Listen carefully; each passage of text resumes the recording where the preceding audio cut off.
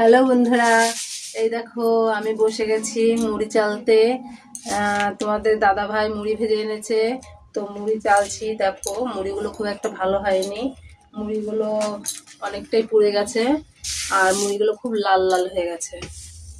দেখো মুড়িগুলো খুব একটা ভালো হয়নি, কিন্তু খেতে ভালো লাগবে। আর এই ঝুড়িটা দেখতে পাচ্ছ, এটা কিন্তু বেতের ঝুড়ি নয়, এটা হচ্ছে বাঁশের তৈরি ঝুড়ি। এই ঝুড়িতে মুড়ি চালতে খুব ভালো হয়।